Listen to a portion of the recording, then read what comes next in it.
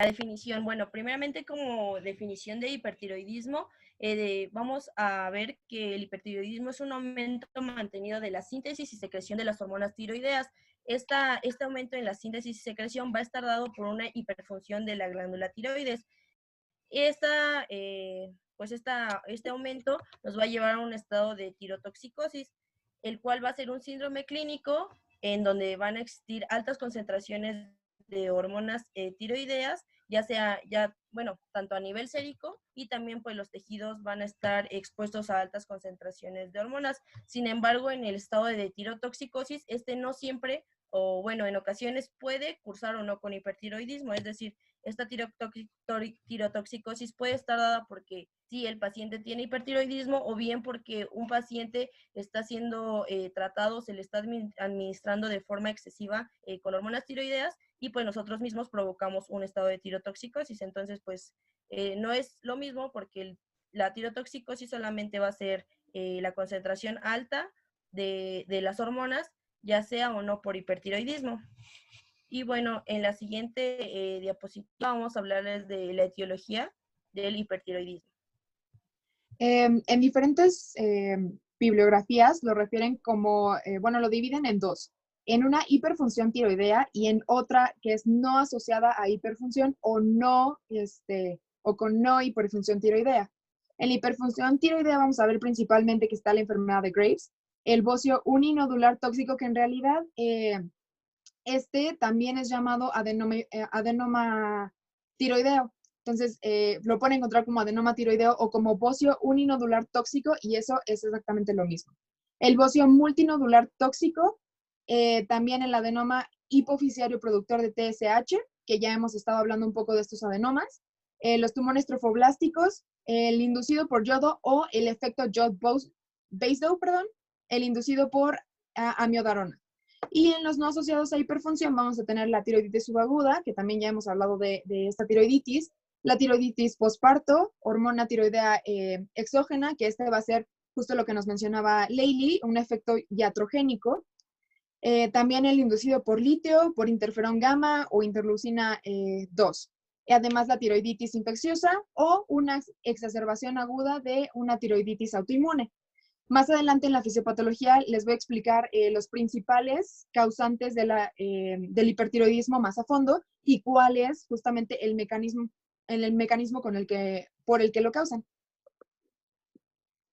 Y bueno, aquí nada más les puse justamente este esquema que se va a entender mejor más adelante, en el que hablamos justamente del exceso de hormonas tiroideas que ya les explicaba Leili, que es la diferencia con la tirotoxicosis.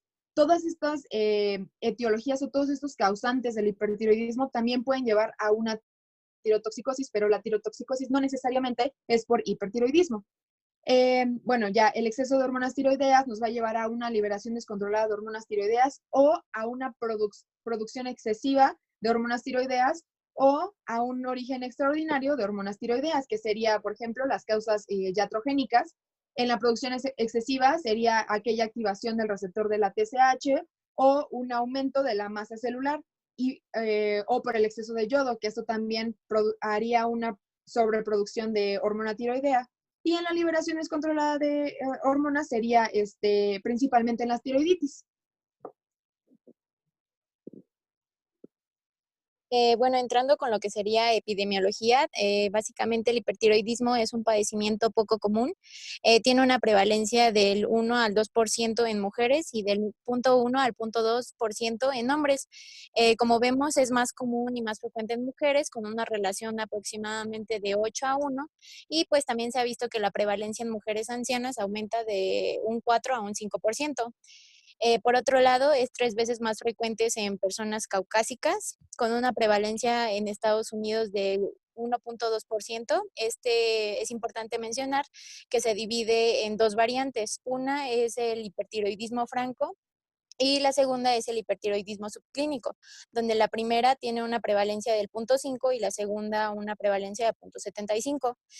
También es interesante mencionar que en Europa la prevalencia es de 0.75 y también en ambas es más frecuente en mujeres. Como tal, no se conoce la prevalencia en nuestro país, pero pues este padecimiento afecta aproximadamente al 1% de todas las personas durante su vida. La que sigue, por favor. Eh, Seguido de epidemiología, bueno, cabe mencionar que el hipertiroidismo es causado por tres principales afecciones. La primera y la más importante es la enfermedad de Graves, como ya se lo mencionaba mi compañera Sofía, que representa hasta un 85% de todos los casos de hipertiroidismo. Esta entidad suele aparecer a cualquier edad, pero se dice que aumenta su incidencia cursando la pubertad. Es más frecuente entre la tercera y cuarta década de la vida, con una edad promedio de 40 años.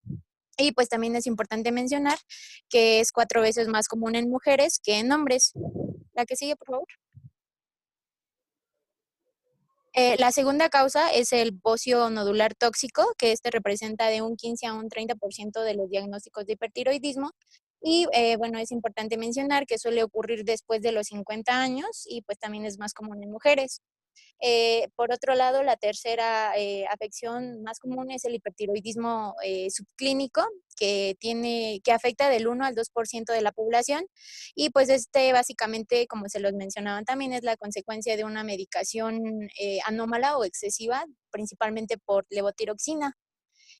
También se menciona que esta presentación de hipertiroidismo es la forma más leve de todos los mencionados anteriormente y pues también se puede producir en cualquier edad, pero es más común en individuos mayores de 70 años y aquellos con dietas deficientes en yodo. La que sigue, por favor. Ahora pasando con los factores de riesgo, vamos a dividirlos. Primeramente les voy a hablar de los factores predisponentes. Como les menciono, el género femenino se ve más afectado. Esto actualmente pues se sigue estudiando, pero se ha visto que la modificación de hormonales, principalmente de los estrógenos, pues está asociada a la génesis de enfermedades autoinmunes, en este caso, pues la enfermedad tiroidea autoinmune. Y pues también la edad avanzada, como les menciono, donde es importante mencionar que en la enfermedad de Graves se asocia a una clínica menos grave en personas adultas. Y pues también es conocida como tirotoxicosis hepática. Más adelante les voy a hablar un poquito más de esto. Dentro de los factores genéticos, pues tenemos que los antecedentes familiares muy alto de importancia debido a que pues se ha visto en estudios en gemelos monocigóticos que si un gemelo presenta la enfermedad de Graves, el otro tiene aproximadamente un 50% de probabilidad de padecer igual esta enfermedad. Entonces, pues podemos ver que pues tiene una base hereditaria. También es asociada a una región específica del antígeno leucocitario humano. En caucásicos principalmente se mencionaba el HLA B8 y el HLA-DR3. Estos haplotipos generalmente son los que se ha visto que tienen más implicación en la enfermedad de Graves. Y pues también se ha visto que la molécula CTLA4, que es el antígeno 4 asociado al linfocito T citotóxico, se ha visto que igual en polimorfismos están asociados principalmente a la aparición de enfermedad de Graves. Y pues esto se puede decir que es porque disminuyen o más bien producen sí, producen en gran pues desmedida la activación de los linfocitos T. Y bueno, se ha visto que la asociación entre esta mutación, bueno, entre posibles mutaciones y el gen y los haplotipos de HLA, pues confieren una susceptibilidad de hasta el 50% de presentar enfermedad tiroidea autoinmune, en este caso, pues enfermedad de Graves. La que sigue, por favor. Y bueno, dentro de los factores adquiridos, como igual se los mencionaba en la clase anterior, pues tenemos principalmente el consumo de fármacos, también el consumo de suplementos alimenticios a base de yodo. Y pues el principal fármaco que tenemos, el máximo exponente, es el amiodarona, que como sabemos es un potente antiarrítmico que contiene bueno, su contenido es aproximadamente 1/3 de yodo, y pues por esto puede causar un efecto tóxico directamente sobre la glándula, y de esta manera pues nos puede generar una disfunción. En este caso ya sea hipotiroidismo, como ya se los mencionaba en la clase pasada, y en este caso pues hipotiroidismo. Esto aquí les menciono el efecto Jod-Basedow, que básicamente va a hacer en respuesta en respuesta de la administración masiva de yodo, y pues se va a producir una hiperfunción y liberación de hormonas tiroideas. Y pues aquí también encontré que el hipertiroidismo inducido por amiodarona se puede dividir en dos tipos, el tipo 1 y el tipo 2, donde el tipo 1 pues básicamente se va a ver por una elevación de hormonas tiroideas, y pues se mencionaba que este padecimiento suele aparecer en personas que tienen ya una enfermedad de Graves latente, o en pacientes que hayan cursado con bocio multinodular. El tipo 2, por su parte, se menciona que se presenta generalmente como una tiroiditis destructiva, y esto se menciona que ocurre en individuos que, pues, relativamente sanos, es decir, que no tengan enfermedad tiroidea subyacente. Y también se mencionaba que la causa del hipertiroidismo va a ser la liberación de hormonas preformadas de las células del epitelio folicular dañadas a la circulación, pues sí, a la circulación. Y pues estos son los dos ejemplos que les menciono. Y pues también, como lo mencionaban anteriormente, los suplementos de yodo, también el contraste que algunas veces se aplica para la realización de estudios, y pues también se mencionaba que las nuevas inmunoterapias antineoplásicas. La que sigue, por favor. Otros factores de riesgo, uno es el estado nutricional del paciente. En este se había visto, bueno, anteriormente se hacían estudios en los que se veía que en zonas donde donde el consumo de yodo no era adecuado, pues se presentaban más casos de hipertiroidismo. Pero pues esto con el paso de los años pues ha ido en declive, ya que gracias a los programas de implementación de la yodación de la sal, pues ha ido disminuyendo. Y bueno, también se me hizo importante que en estos estudios se mencionaba que el hecho de aplicar o de proporcionar más yodo a personas que pues relativamente estaban con dosis pues bajas, era precipitante a causar hipertiroidismo, y pues eso fue lo que se encontró en esos estudios, que la gente pues comenzaba a cursar con una clínica de hipertiroidismo. Y bueno, ya otro factor son las infecciones previas, en las que se ha visto que son detonantes de la enfermedad de Graves, ya que, pues sí, como les menciono, se ha visto que en personas diagnosticadas con enfermedad de Graves generalmente tienen un antecedente de una infección aguda.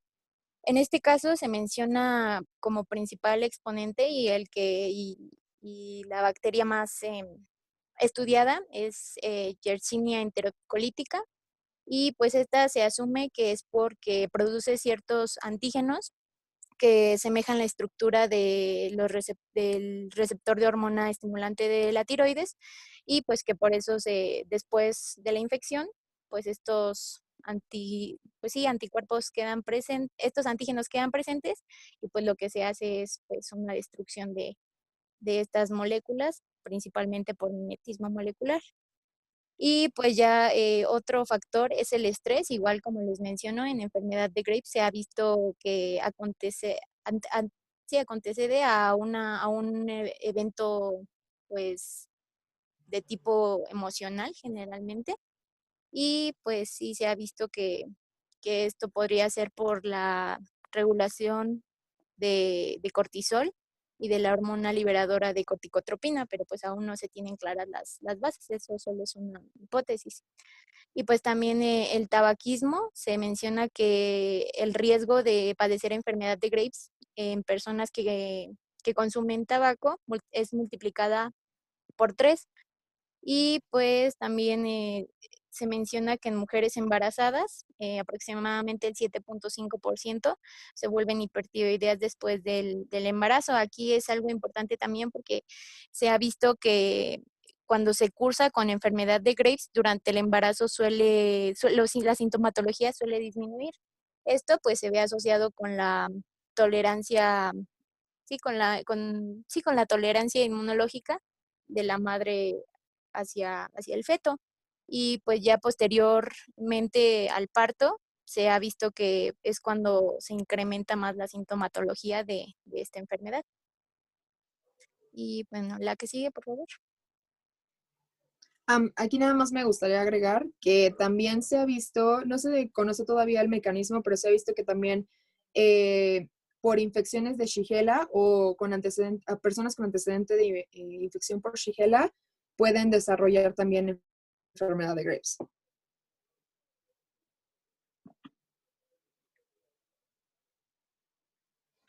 Y bueno, vamos a hablar, bueno, esto solamente es como un recordatorio, ya lo hemos estado viendo también en una clase anterior, pero bueno, la fisiología tiroidea aquí es muy importante. Justamente el eje hipotálamo, hipófisis, tiroides es muy importante porque de esto depende justamente el tipo de hipertiroidismo que se puede presentar, ya sea subclínico, primario, secundario o terciario. Y bueno, sabemos que la hormona que se libera de el hipotálamo va a ser la TRH. Esta va a llegar a adenohipófisis justamente y aquí va a estimular la secreción de TSH, como ya lo hemos visto, y TSH va a ir hasta tiroides y justamente aquí en las células foliculares es donde va a estimular que dentro del coloide se empiecen a formar y además también estimula que se libere T3 y T4.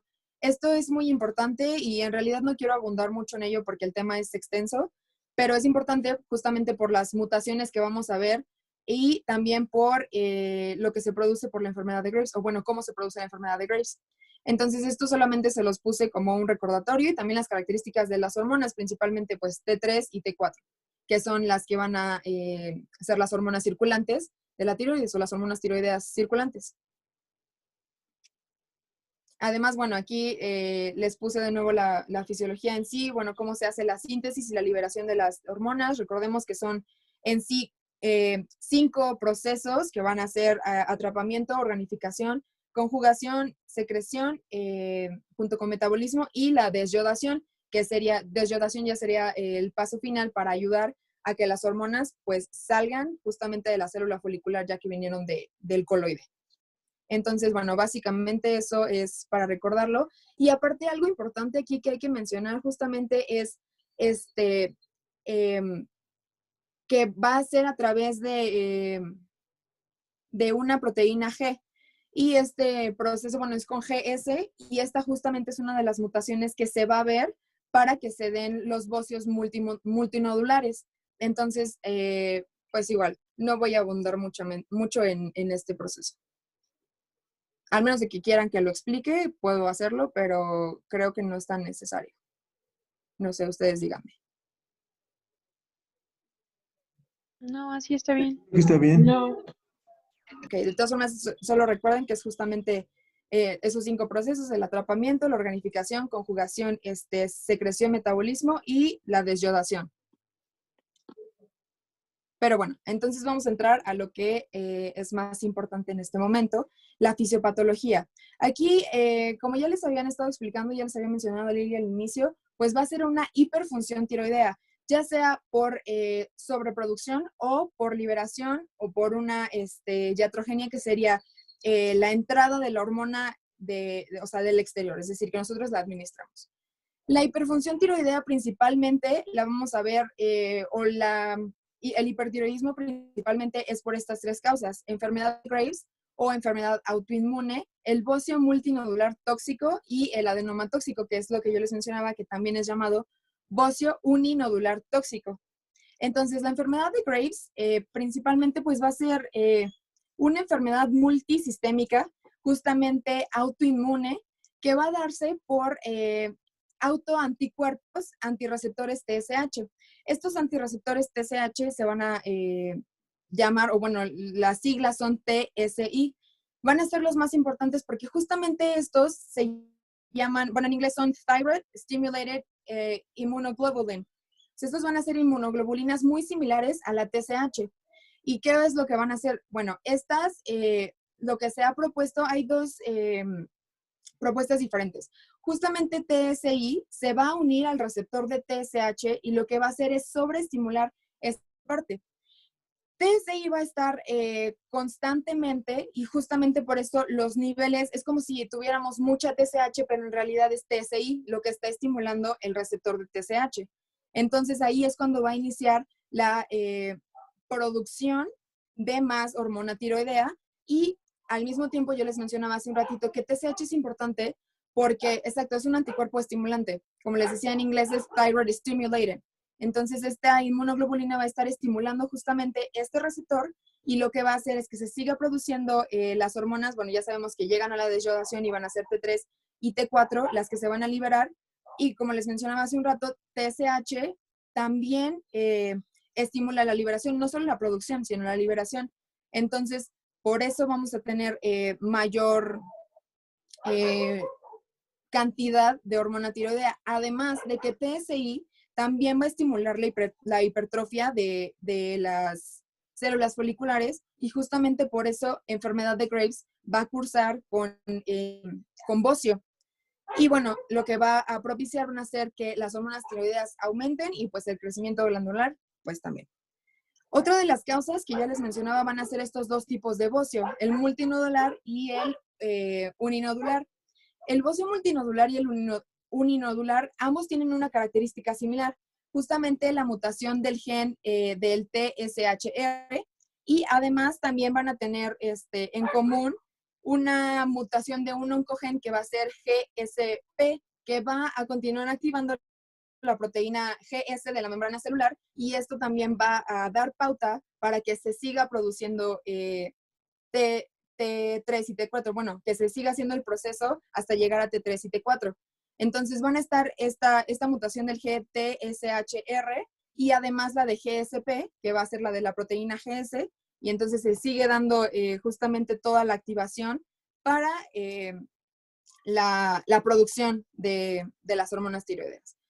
Además, algo que se menciona mucho es que esta mutación hace que todo este proceso se vuelva autónomo. Es decir, va a llegar un momento en el que ya no va a necesitar la estimulación y entonces con activación o sin activación de TSH, las hormonas tiroideas se siguen produciendo. O sea, bueno, principalmente T3 y T4. Y entonces aquí, ¿qué es lo que va a pasar?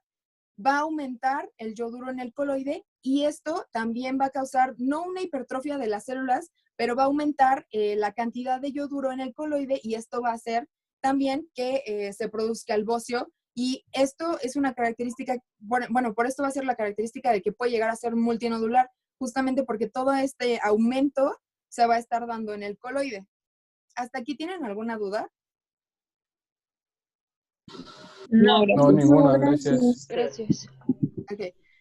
Otra de las cosas que se ha mencionado, o bueno, de las formas en las que la enfermedad de Graves se da, es justamente una teoría de la patogenia de la enfermedad, en la que va a haber un defecto en el linfocito T supresor. Y justamente el linfocito T supresor va a permitir que el linfocito T auxiliar estimule también el linfocito B para que sintetice autoanticuerpos. Entonces, esta va a ser otra forma de sintetizar justamente estos anticuerpos. Entonces, son, digamos, los dos teorías de cómo es que los anticuerpos antirreceptores TSH o los TSI se producen.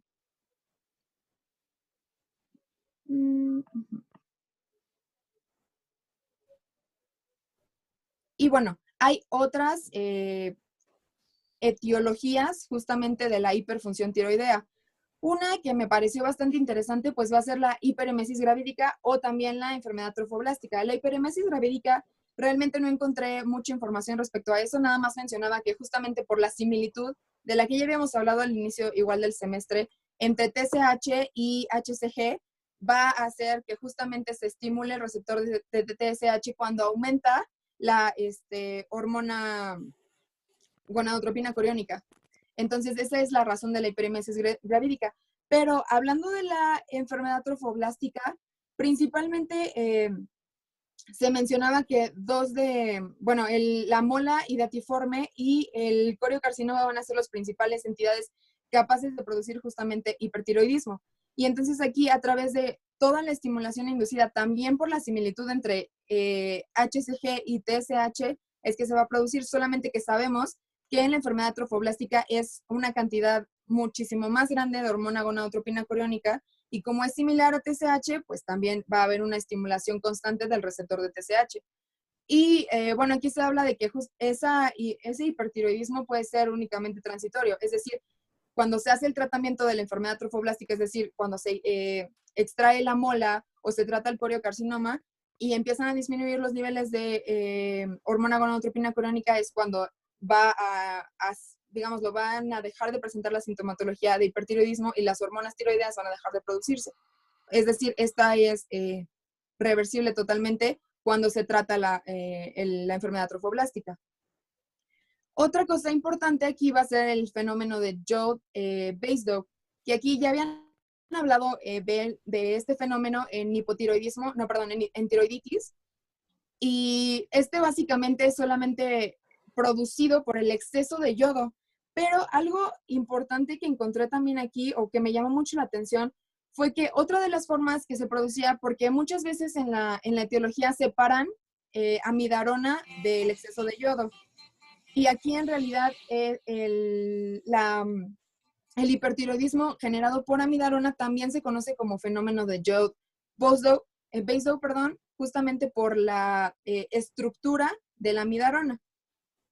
Entonces, este fenómeno se puede producir tanto por el exceso de yodo como profilaxis. Este se vio que inició principalmente en las zonas donde había bocio endémico, que se empezó a dar como profilaxis el yodo, y aquí es donde empezaron a producirse esto.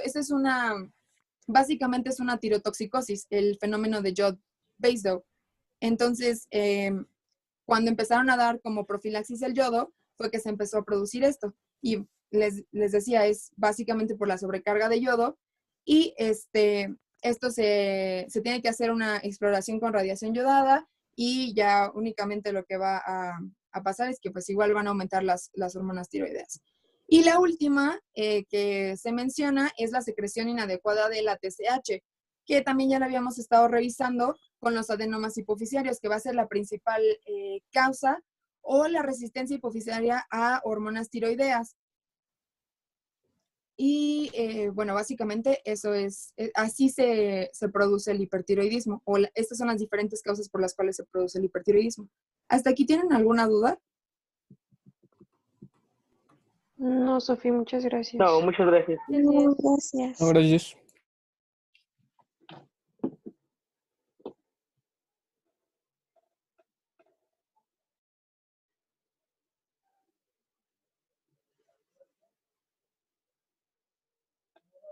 Bueno, siguiendo con la clínica, pues de forma general pues sí, de forma general en el hipertiroidismo, pues va a haber afectación a todos los sistemas más bien. Y bueno, solamente aquí les voy a mencionar como los más generales o los más, no importantes, pero pues sí los más representativos. Y bueno, en cuanto al sistema cardiovascular, se pueden encontrar signos como taquicardia, palpitaciones, aumento de la presión arterial e incluso arritmias. Se mencionaba que la fibrilación auricular es la más frecuente y que se encuentra en pacientes jóvenes y también en pacientes de la tercera edad. Bueno, pues todos estos síntomas y signos se van a encontrar principalmente porque va a haber un aumento pues del metabolismo de todas las rutas metabólicas. Entonces, esto va a hacer que haya una mayor demanda, un mayor requerimiento circulatorio para disipar todos estos metabolitos y también todo este calor que se está produciendo por las reacciones. Entonces, por esto que puede haber una taquicardia, ya que pues esta demanda de requerimientos circulatorios pues va a provocar que haya un aumento de la frecuencia cardíaca. Además de que también algo importante es que las hormonas tiroideas van a tener como tal un efecto ionotrópico a través de la sensibilización a las catecolaminas, a los cardiomiocitos. Entonces esto, al tener un efecto ionotrópico positivo en los cardiomiocitos, pues va a provocar que también esto se pueda, los pacientes lo puedan referir como palpitaciones. Además de que también estas hormonas tiroideas van a provocar una disminución en la resistencia de los vasos sanguíneos por el aumento en la síntesis de óxido nítrico. Y bueno, en cuanto a al metabolismo de las proteínas, de los hidratos de carbono y de los lípidos, pues como ya lo mencioné, va a haber una estimulación del metabolismo. No, ahí estaba bien. Esa. Va a haber una estimulación del metabolismo y por lo tanto una producción de calor. Es por eso que si el paciente tiene su metabolismo exagerado y sigue liberando calor de forma endógena, pues también el paciente se puede volver intolerante al calor. Es por eso que estos pacientes pues muestran cierta intolerancia al calor. Además de que también va a haber una síntesis y una degradación de las proteínas tisulares. Sin embargo, pues la degradación de estas proteínas va a estar todavía más aumentado que la síntesis, por lo cual esto se puede traducir en pérdida de peso, atrofia muscular progresiva y debilidad muscular. Y bueno, y de tal forma, pues todas estas situaciones nos van a condicionar a que el paciente tenga una fatiga constante y que a lo mejor acciones o actividades cotidianas que antes no le cansaban, no le fatigaban, pues actualmente lo hagan porque pues está perdiendo masa muscular y eso se lo está condicionando. Y bueno, también va a haber un aumento de la lipólisis, por lo tanto se observa que va a haber un aumento también sérico de ácidos grasos libres y de glicerol, y que el colesterol en esos casos se puede encontrar normal o un poco aumentado. Ahora sí, la siguiente, por favor. Y bueno, en cuanto al sistema nervioso, pues como ya lo mencioné, las hormonas tiroideas van a tener como actividad, van a intensificar o van a sensibilizar a los tejidos a las catecolaminas, principalmente a los miocardiocitos y a los adipocitos, por lo cual en estos pacientes pues se van a mostrar signos y síntomas como nerviosismo, inestabilidad emocional, hipercinesia y temblor en las manos, lengua y en los párpados. Y bueno, en cuanto al sistema gastrointestinal, pues se ve que hay un aumento del vaciado gástrico y de la motilidad intestinal, lo cual nos va a llevar pues a varias situaciones, principalmente a una malabsorción de las grasas. De igual forma, los pacientes van a mostrar un aumento en las deposiciones, que pues obviamente sabemos que es diarrea, los pacientes lo van a referir así. Y por lo tanto, también debido a que pues, hay un constante vaciamiento gástrico y de que hay un metabolismo activo, el paciente también va a tener aumento del apetito. Sin embargo, este aumento del apetito no garantiza que el paciente suba de peso, ¿no? Sino al contrario, va a bajar. Y bueno, en cuanto al sistema, al sistema esquelético, vamos a tener que hay un aumento en la excreción de calcio y de fósforo en la orina y en las heces por la degradación del colágeno. Y esto es porque las hormonas tiroideas van a tener como tal una actividad o van a acelerar la actividad de los osteoclastos y por lo tanto va a haber una disminución de la densidad ósea, lo cual puede mostrarse por un aumento de la fosfatasa alcalina y de la osteocalcina. Siguiente, por favor. Eso es de forma general en el hipertiroidismo y en cuanto a unos sistemas. Y bueno, ya como tal en la enfermedad de Graves, pues con frecuencia se va a encontrar bocio difuso, tirotoxicosis, orbitopatía infiltrante, dermopatía y rara vez, pero sí se suele encontrar, acropaquia. En los pacientes se van a encontrar palpitaciones, nerviosismo, fatigabilidad fácil, hipercinesia, diarrea, diaforesis excesiva, intolerancia al calor y pérdida de peso. En los niños, de forma característica, se puede encontrar un crecimiento rápido con una maduración ósea acelerada, ya que pues constantemente hay remodelación ósea.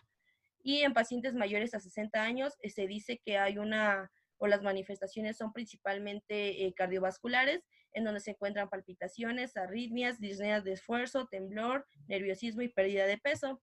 Y bueno, en cuanto a las características que podemos encontrar a la exploración física de la glándula tiroides, pues se puede encontrar un bocio difuso. La consistencia de la glándula puede ser firme o elástica. Este bocio va a ser simétrico, va a ser indoloro, y la superficie de la glándula puede ser lisa o frecuentemente lisa, sin embargo, también puede llegarse a encontrar de forma lobular. Siguiente, por favor. Y bueno, entre las primeras afectaciones o entre los primeros, pues entre las primeras afectaciones que se encuentran es la oftalmopatía tiroidea o de Graves, también llamada orbitopatía infiltrante, en la cual pues los factores de riesgo para desarrollarla va a ser el consumo de tabaco, el tratamiento con yodo radiactivo o bien altas concentraciones de anticuerpos TRA. Y bueno, esta oftalmopatía va a estar producida por una infiltración de los fibroblastos en los músculos orbitarios y una infiltración de linfocitos en los músculos extraoculares, lo cual nos va a llevar a un edema por toda la reacción inflamatoria que se va a encontrar pues en esta zona de los ojos. Y bueno, entre todas estas afectaciones dadas por la infiltración de estas células, va a estar primeramente la retracción del párpado superior. No es como un caminito, sino yo nada más los enumeré, pero se ve que hay una retracción del párpado superior, y esto va a estar dado por una estimulación adrenérgica del párpado, de los músculos. Entonces, el paciente, al tratar de mirar hacia abajo, pues su ojo sí va a ir hacia abajo, pero su párpado va a quedar retraído, es decir, la esclerótica va a quedar totalmente expuesta, y se va a ver que el ojo, el glóbulo ocular, sí puede bajar, sin embargo, pues el párpado superior no puede descender junto con él. Por lo tanto, a esto se le conoce como asinergia oculopalpebral, así como lo podemos ver en la imagen. Siguiente, por favor.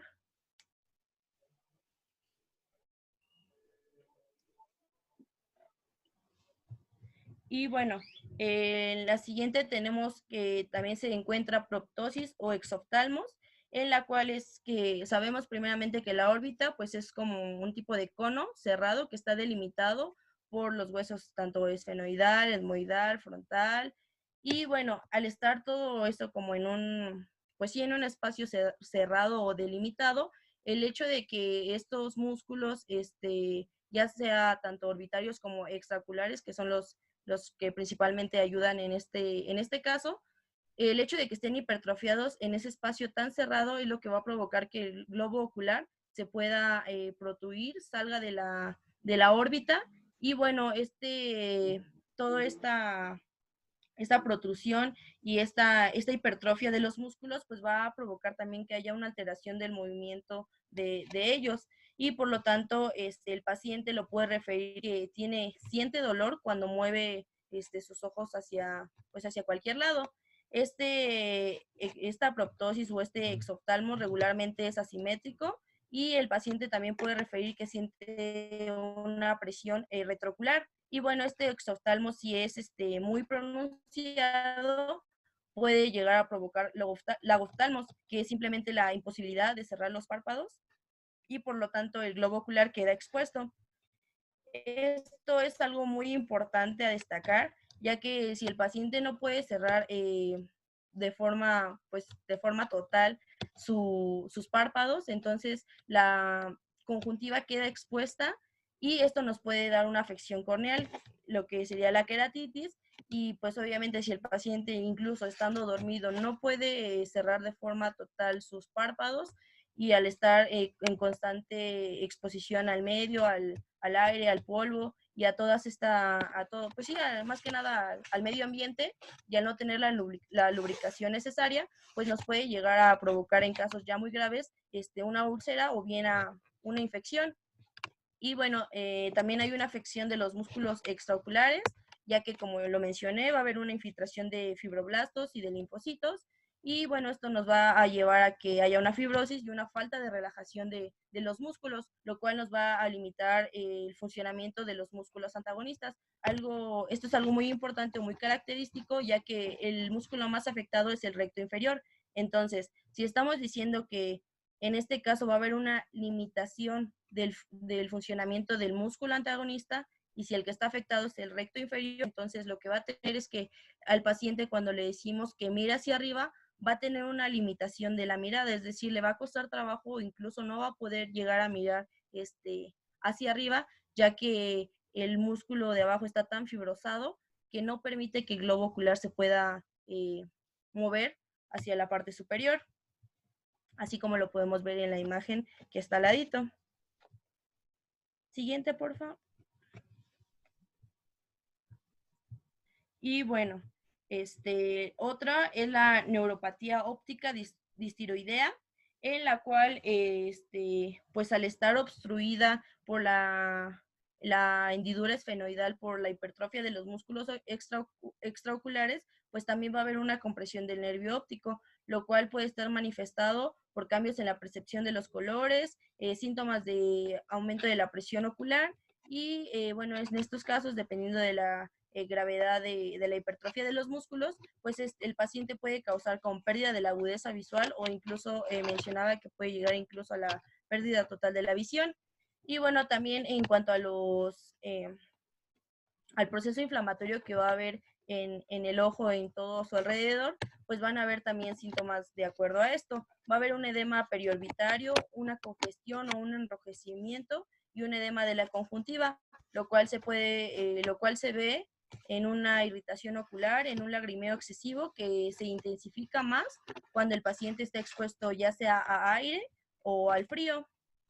Y bueno, algo importante también de destacar es que en este caso es importante o es de utilidad tomar una resonancia magnética o una tomografía para observar primeramente pues el edema, primeramente para confirmar si hay exoftalmos y verificar qué tan pronunciado está.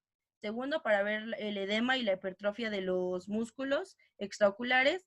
Y en caso de que el paciente tenga grasa retroocular, pues esto también nos los permitiría ver, así como aquí tenemos del lado derecho una imagen de una tomografía en donde podemos ver una hipertrofia de los músculos. Siguiente. Y bueno, estos puntos que les mencioné va a ser muy importante, ya que de acuerdo a estos, pues van a haber ciertas clasificaciones que nos ayudan. Primeramente, en el libro de Greenspan encontré una clasificación que esto se va a basar de acuerdo a los cambios oculares que se dan en esta enfermedad. Y va de la clase 0 a la clase 6. En la clase 1 va a haber ningún signo ni síntoma. En la clase 1 va a haber solo signos, pero no va a haber síntomas como limitación de retracción del párpado superior, el paciente va a tener la mirada fija y no se va a encontrar la sinergia oculopalpebral que les había mencionado. En la clase número 2 va a haber afección del tejido blando, que ya les dije que se presentaba a través de irritación, edema de la conjuntiva y también irritación ocular y lagrimeo constante. Y bueno, en el número 3 se va a encontrar una proptosis, el cual va a estar medida con un exoftalmómetro de Hertel. Y bueno, de acuerdo a esto se puede clasificar en leve, moderada y severa. Si la proptosis es de 3 a 4 milímetros, estamos hablando de una afectación leve. Si vemos que hay una proptosis de 5 a 7 milímetros, podemos hablar de una afección moderada. Y si es de más de 8 milímetros, podemos decir que nos encontramos frente a una afectación grave. Y bueno, en el número 4 es porque ya va a haber una afectación de los músculos extraoculares. En el 5 va a haber una afección corneal, como ya le mencioné, con la queratitis. Y en el número 6, una pérdida de la visión. Y bueno, en esta otra tablita, que es la que está del lado izquierdo, esta está dada, es una clasificación que está dada por la Asociación Americana de Tiroides y el Grupo Europeo sobre la Orbitopatía de Graves. y en la cual es una valoración clínica del paciente para ver la actividad de la enfermedad. Y bueno, aquí tenemos 7 rubros, el cual es el dolor retrobulbar espontáneo, dolor al intentar elevar o bajar la vista, enrojecimiento palpebral, enrojecimiento conjuntival, inflamación palpebral o de la carúncula o el pliegue y edema conjuntival. Si el paciente tiene más de 3 de alguno de estos signos, se dice que tiene una oftalmopatía activa en ese momento. Y bueno, del lado derecho, del mismo, en la tabla que está igual de color blanca, que dice medidas de la gravedad, pues son simplemente signos y síntomas que se pueden encontrar de acuerdo a la gravedad en la que está el paciente. Ahí para que la chequen más, más lenta cuando ustedes gusten. Siguiente, por favor. Y bueno, la dermopatía tiroidea, esta va a afectar a al menos del 5% de los pacientes que cursan con la enfermedad de Graves. Y bueno, este va a estar provocado por un engrosamiento e induración de la piel. Y bueno, en este caso también se puede presentar una hiperpigmentación de las áreas afectadas. Y bueno, este suele encontrarse en las piernas principalmente, suele ser pretibial, por lo cual también es conocido como mixedema pretibial. Este también suele afectar el dorso de los pies y con menor frecuencia la cara, los codos y el dorso de las manos. Y bueno, esta afección se va a presentar en estas áreas en forma de placas o de nódulos. Y bueno, la etiopatogenia se cree que está dado por un deterioro en el flujo de las extremidades, por una acumulación debido a lo mismo de glicosaminoglicanos y también porque hay un edema y porque puede haber traumatismos en estas áreas, entonces lo que nos puede condicionar a que estas áreas se vean más afectadas, que es en la porción de los miembros inferiores. Y bueno, eso sería todo. Siguiente. ¿Tienen em, alguna duda sobre lo que les expliqué de clínica? No, compañera, gracias. No, gracias. No, gracias. Bueno, entonces pasemos ahora con lo que sería el diagnóstico. Como ya lo mencionamos, pues el hipertiroidismo a veces suele tener una clínica muy, muy franca. Entonces, como se menciona, generalmente vamos a poder realizar este diagnóstico por los síntomas que nos refiera el paciente. En este caso, los principales van a ser fatiga, ansiedad, taquicardia, temblor, la habilidad emocional, palpitaciones, sudoración, pérdida de peso, por mencionar algunos. Pero vamos a encontrar que, por ejemplo, en ancianos, esta clínica no suele ser tan florida y, como les mencionaba, esto es lo que conocemos como tirotoxicosis apática, donde básicamente el único síntoma o el síntoma principal que nos van a manifestar va a ser un cuadro de depresión. Se menciona también que puede haber pérdida de peso, así como debilidad muscular y lo que les mencionaba mi compañera Leili, el signo característico va a ser la fibrilación auricular. En estos pacientes se menciona que no suelen tener palpitaciones o taquicardia debido al efecto beta bloqueador de la amiodarona si es que la estuviesen consumiendo, pero en algunas ocasiones es diagnosticado debido a que la fibrilación auricular empeora o las arritmias que se tenían controladas pues empeoran. Entonces pues nos va a proporcionar pues mucha información, pues tal vez un electrocardiograma. Y bueno, también por otro lado, pues los síntomas pueden ser paroxísticos, es decir, que aparecen y finalizan de manera brusca, y estos generalmente se ha visto que aparecen en estadios leves del hipertiroidismo. Estos incluyen ansiedad, palpitaciones, aumento de peso, fatiga e insomnio.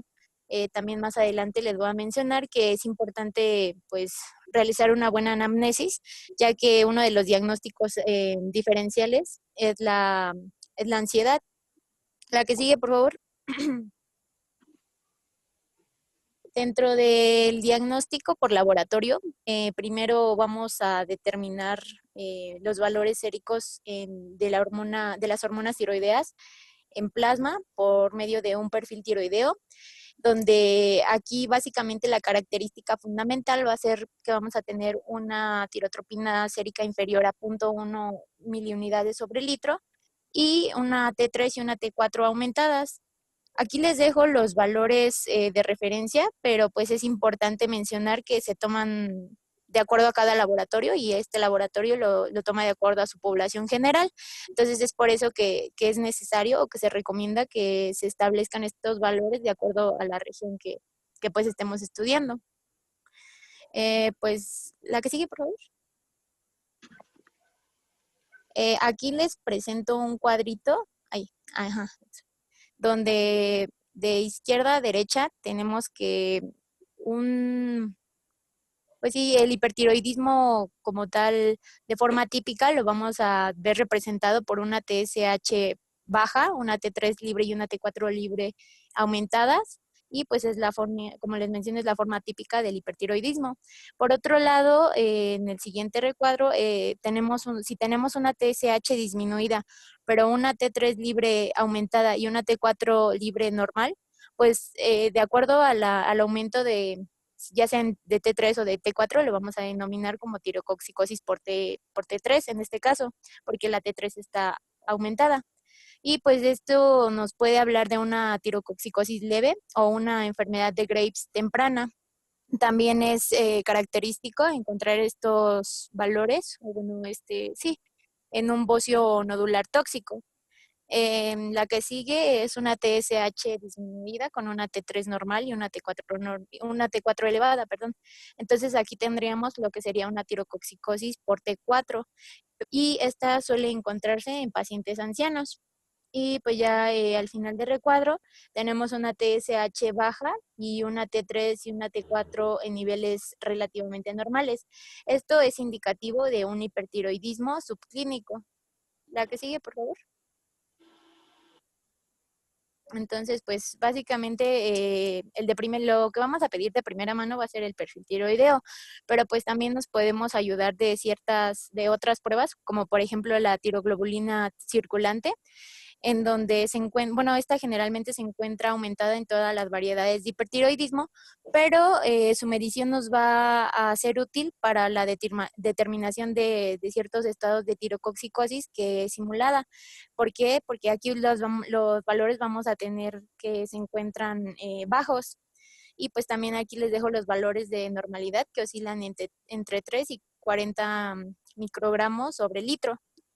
Por otro lado, también tenemos la determinación de la ioduria, pero esta se menciona que no es como tan recomendado o tan de uso de rutina, porque esta generalmente se utiliza en estudios epidemiológicos para detectar si es que hubiese una deficiencia en el aporte de yodo. Pero puede utilizarse cuando se sospecha que el hipertiroidismo es a causa de alguna sobrecarga de yodo. En este caso lo podemos ver cuando se administran contrastes para una tomografía, para una tomografía computarizada o para una angiografía.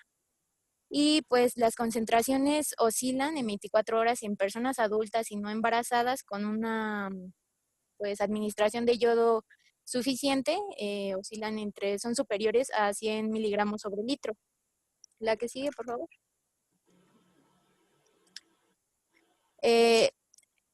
Dentro igual de las pruebas diagnósticas encontramos a los estudios inmunológicos. Estos van a ser útiles para establecer la etiología autoinmune, en este caso de la enfermedad de Graves. Y pues básicamente lo que aquí se va a pedir son los anticuerpos antirreceptor TSH, como ya se los mencionaban mis compañeras. Aquí pues es importante mencionar que pueden coexistir varios tipos de anticuerpos contra el receptor de TSH y de acuerdo a estos puede variar pues la traducción clínica. Por ejemplo, tenemos los que imitan la acción de TSH, que estos generalmente producen la proliferación de células tiroideas y la síntesis y secreción de hormonas pues igual tiroideas. Los neutros, estos no van a hacer nada. Y pues los antagonistas de su acción, que pues estos van a inhibir la acción de TSH. Pero bueno, ya eso es por mencionar dentro de las generalidades. Las indicaciones básicamente van a ser el diagnóstico para hacer el diagnóstico etiológico del hipertiroidismo, cuando el diagnóstico clínico no es evidente, pero pues en la enfermedad de Graves pues relativamente sí va a ser evidente. Y para predecir la enfermedad de Graves, es decir, cuando ya se tiene diagnóstico y se tiene medicado al paciente, y esto nos va a ser indicador de una recidiva de enfermedad de Graves por suspender el tratamiento. Y pues también va a ser importante para el seguimiento de mujeres embarazadas con antecedentes de enfermedad de Graves. La que sigue, por favor. Aquí quisiera agregar que también en algunas bibliografías hablan de que si esta persona tiene antecedentes en familia de hipertiroidismo y justamente de enfermedad de Graves, y ya se le han realizado algún otro estudio inmunológico en donde se encontró anti-TPO, es importante que cuando se ve la anti-TPO buscar justamente la anti-RTSH. Y esto ayuda justo a lo que está diciendo Alondra, predecir la evolución de la enfermedad de Graves y empezar a hacer profilaxis antes de tiempo.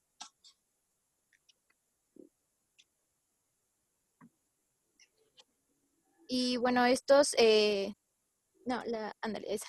Se van a determinar mediante técnicas de radioreceptor, de radioreceptor, que básicamente van a detectar la presencia de inmunoglobulinas que inhiben la unión de TSH con su receptor.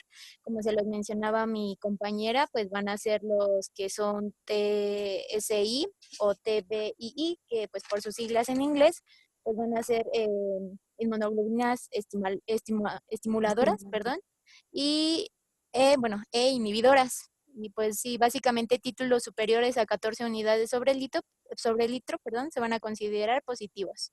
Y pues también algo importante es que se hayan presentes en 80 al 90% de los pacientes que cursan con enfermedad de Graves. Y por ejemplo, cuando tenemos una asociación entre TSH suprimida y la confirmación de estos anticuerpos, pues es compatible con enfermedad de Graves.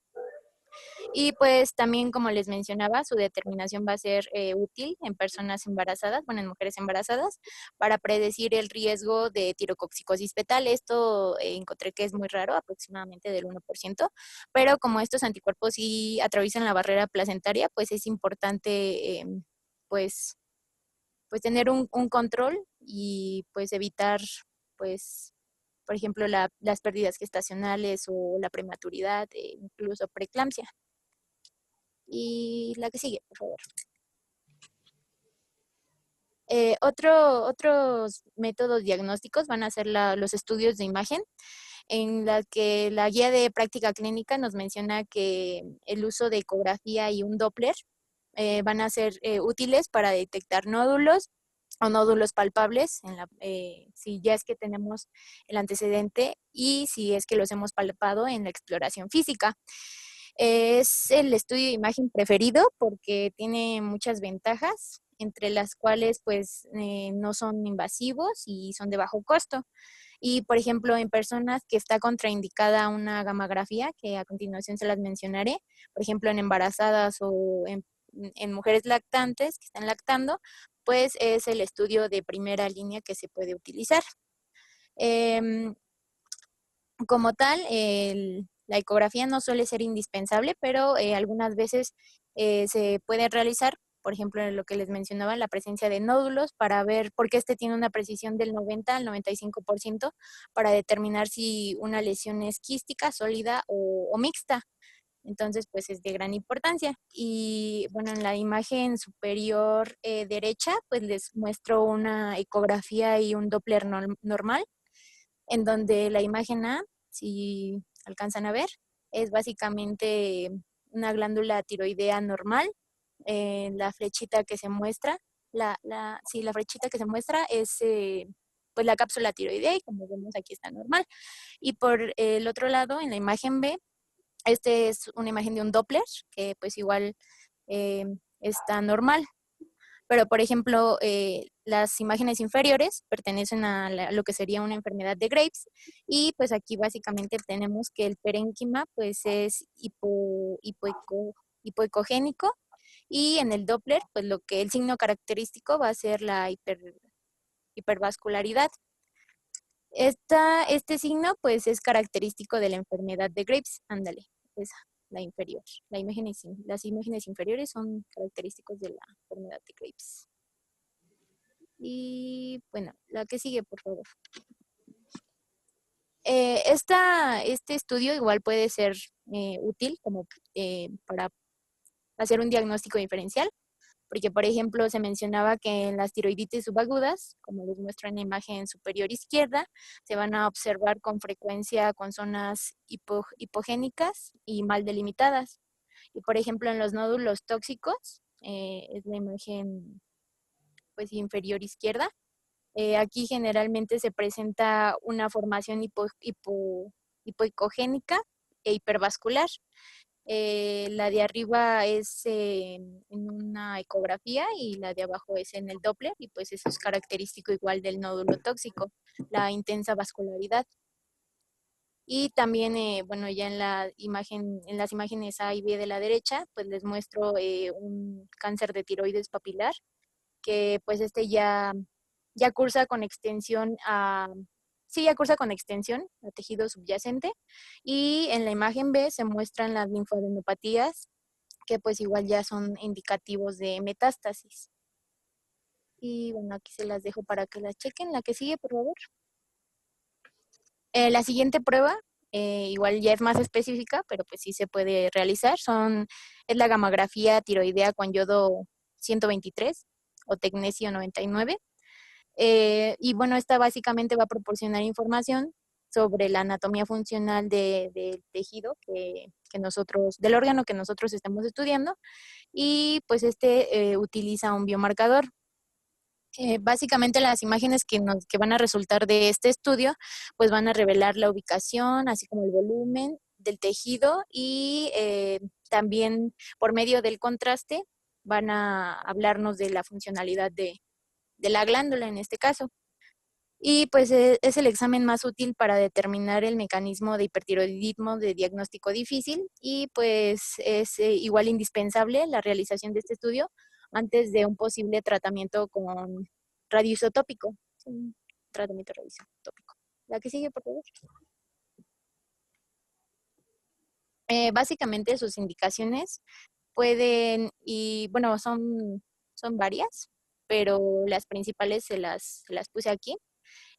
Básicamente en pacientes con que sea hipertiroideo con o sin bocio, para determinar la función de la glándula, en diagnósticos de disfunciones congénitas. En este caso, este estudio puede detectar tejido tiroideo en otras zonas que están fuera pues de lo que sería la localización anatómica normal.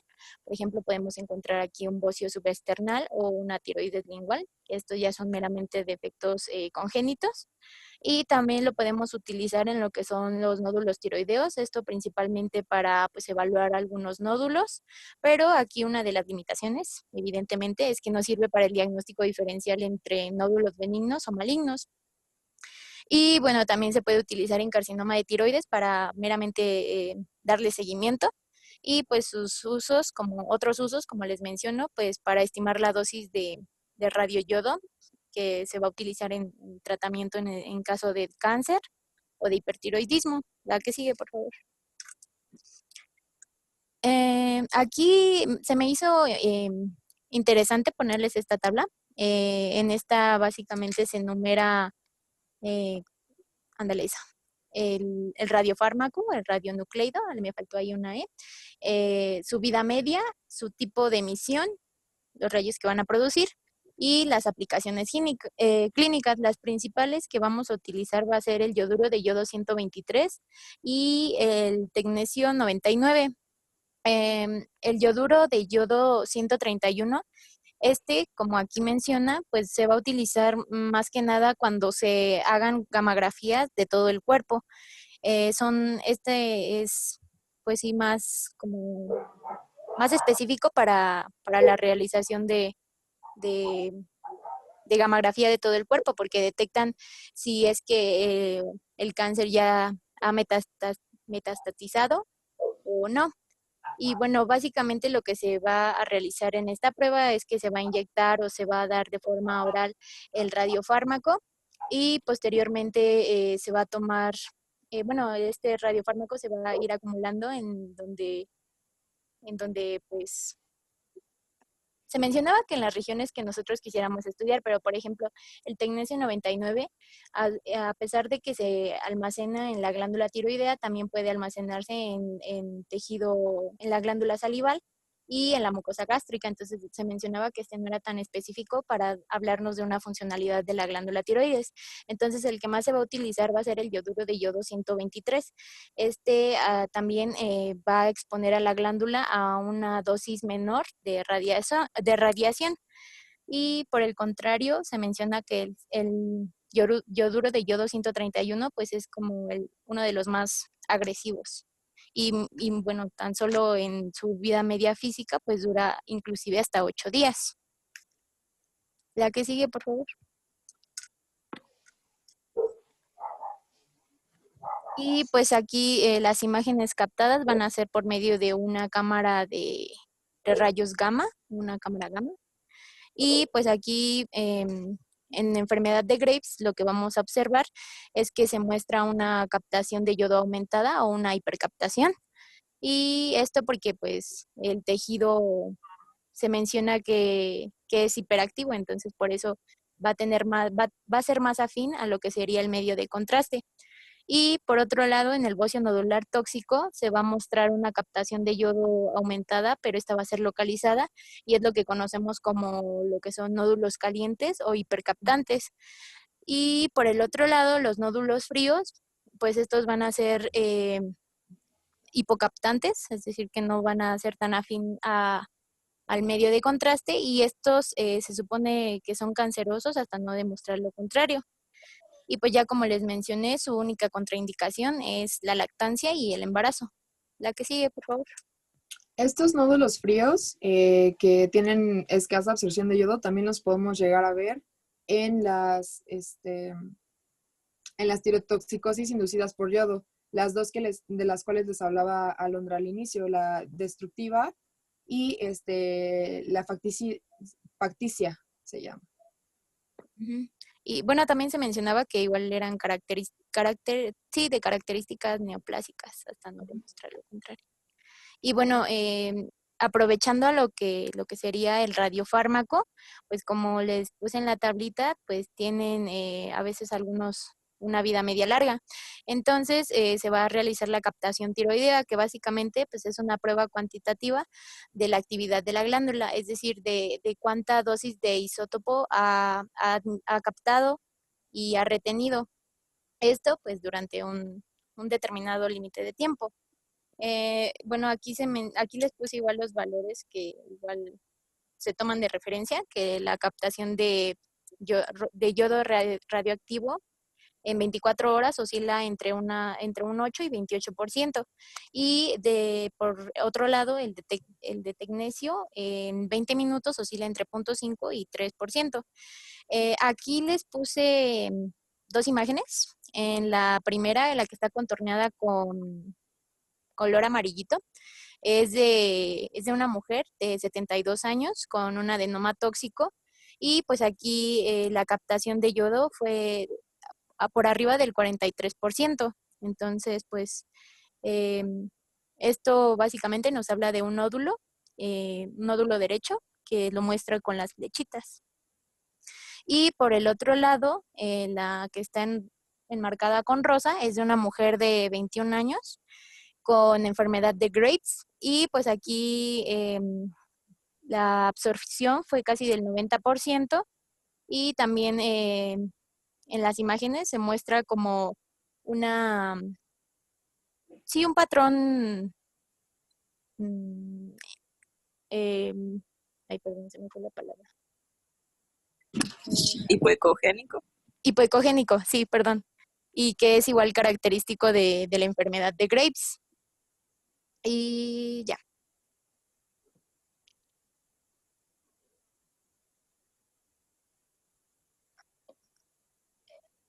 Otra prueba igual que es específica, igual es aprovechando el radiofármaco, es la tomografía computarizada por fotón único o SPECT y la tomografía por emisión de protones. En estas generalmente van a proporcionar imágenes tridimensionales de lo que sería la funcionalidad de la glándula. Es similar a la gamografía, pero pues es más específica porque son imágenes en 3D. Se mencionaba que si en la gamografía no se detectaban nódulos que estuvieran ocultos, ya sea por tejido tiroideo normal o por otros órganos, aquí sí se revelaban. Y pues aquí también es útil para valorar el volumen funcional de la tiroides y también si es que estuviera, que si es que, más bien que si es que fuera una tiroides ectópica. Y pues aquí algo importante también es que esta tomografía una, más el radioyodo 131 van a ser útiles para la exploración de todo el cuerpo cuando se tenga la presencia de cáncer, pues para igual medir si es que existiese una metástasis. Y pues también la tomografía por emisión de positrones, pues se utiliza para igual la localización de cánceres, bueno, de cánceres ya metastatizados. Sí, ¿verdad? Y bueno, ya las últimas dos son la tomografía computarizada y la resonancia magnética, que estas pues igual decía que se debían limitar a ciertos casos, por ejemplo, la tomografía computarizada cuando la ecografía y la gamografía no fueran claras, y pues aquí esta principalmente era útil para la valoración de un bocio. Por ejemplo, en la imagen eh, a su izquierda les muestro pues lo que sería un bocio con extensión external y pues aquí ya se aprecia lo que sería pues esta gran masa y pues también ayuda a localizar linfadenopatías regionales y la extensión de neoplasias tiroideas. Y por otro lado, la resonancia magnética pues igual se va a reservar para situaciones muy específicas y pues también es útil para el diagnóstico y seguimiento del carcinoma de tiroides. Y pues ya, ¿alguna duda, pregunta, aportación? Ninguna compañera, muchas gracias. Yo nada más lo que quisiera comentarles respecto al diagnóstico, porque ahorita ya van a pasar al tratamiento. Sí. Digo, para que no se vayan a hacer bolas, realmente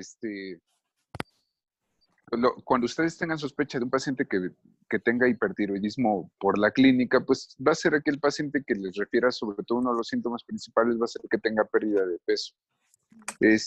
La verdad es que si en algún momento llegan a ver ustedes a un paciente con enfermedad de Graves, que sobre todo es más común en mujeres jóvenes, vamos a empezar a pensar entre los 20 y los 40 años de edad, eso es la edad casi siempre en la que los van a encontrar. Los que son mayores con hipertiroidismo a lo mejor no van a tener propiamente enfermedad de Graves, puede ser por ejemplo, un bocio tóxico multinodular. Pero yo lo que me refiero es que cuando vean un paciente así, pues realmente como médicos generales, porque tenemos que contextualizar mucho hasta qué tanto pueden hacer ustedes, es que básicamente lo que le van a pedir a esos pacientes es una TSH y una T4 libre.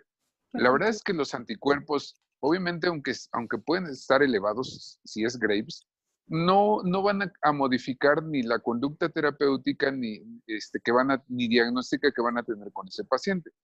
Dicho de otra manera, si no piden los anticuerpos, realmente no pasa nada.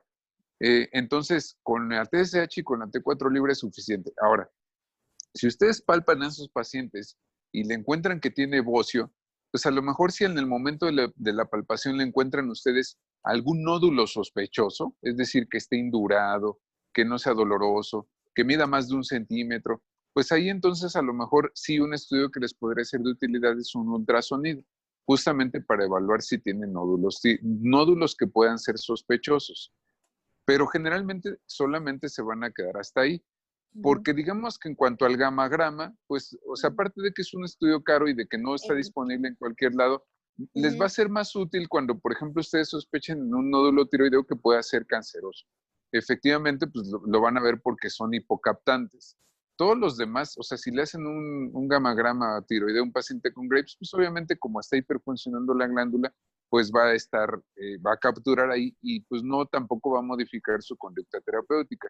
Y el estudio, por ejemplo, del el PEC-CT, o sobre todo, principalmente se les va a permitir sobre todo estadificar a un paciente que que ya sospechen que es cáncer y que ya se le hizo, a lo mejor tuvo un nódulo y que se les hizo una biopsia por aspiración y resultó con cáncer. Entonces, ahí podría ser el de mayor utilidad, es el SPECT para estadificar.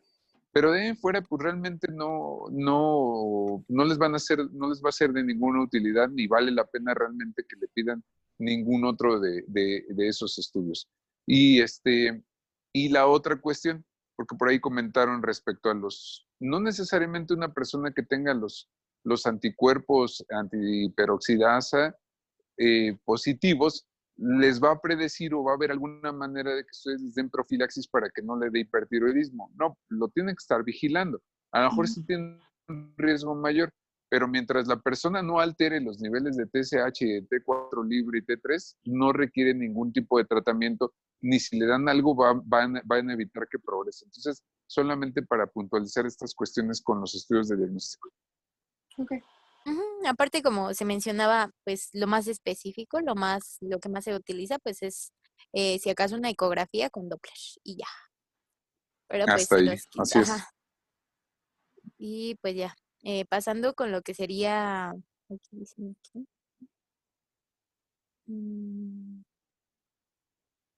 La que sigue.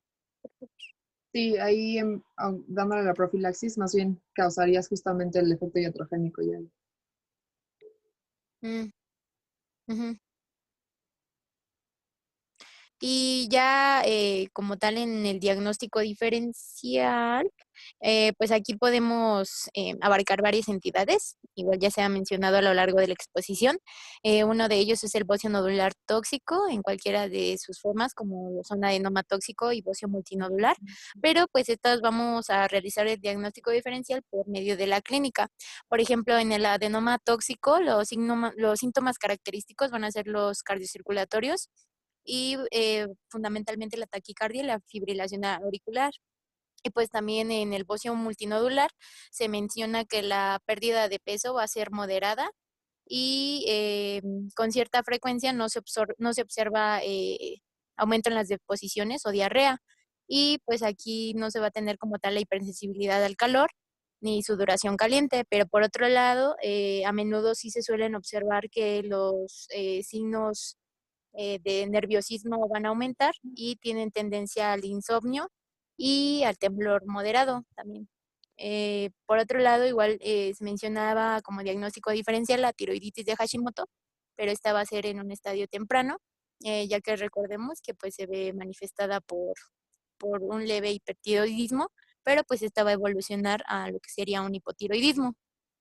Y pues también el hipertiroidismo a causa exógena o inducido, igual como lo mencionaban mis compañeros, por causas ya iatrogénicas, o también el hipertiroidismo facticio, que pues encontré que se debía o bueno, estaba presente en personas em, que tomaban